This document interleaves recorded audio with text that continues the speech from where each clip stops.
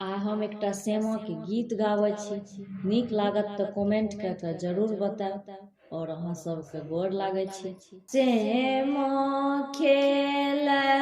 गेलिए हो बड़का भैया चकेबा लाए गेल चोर से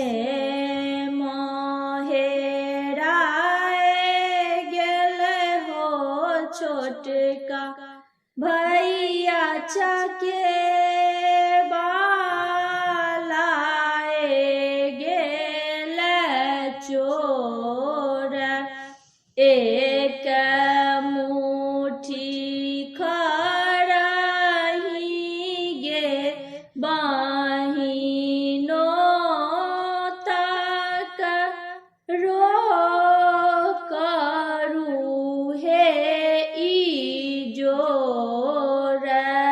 एक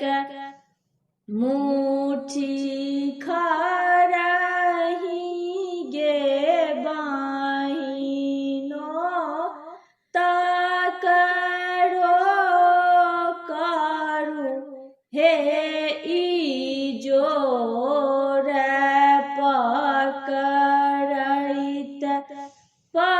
पकड़लो गे बहिनो बहनो या रसिया बड़ा चोर पकड़ैत पकड़लो गे बहिनो बहनो या रसिया बड़ा चोर हाथ पैर बान्हला हो भैया रेशम के रहाए डोर हाथ पैर बान्हला हो भैया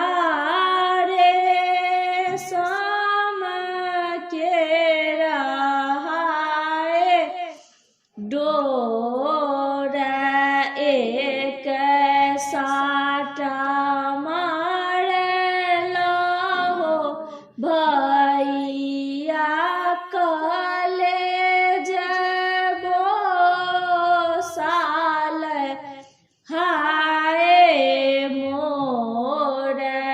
दोसर साटा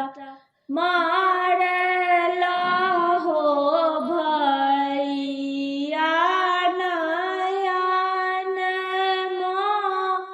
ढार हाय नोर आब कते मारब हो भैया बहनोइया हे तो हाय तोर आब कते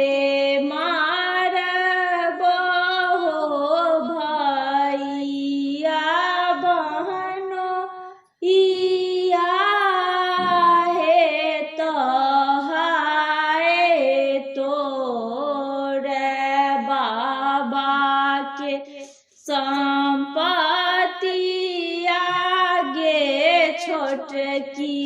बहिनो तोहार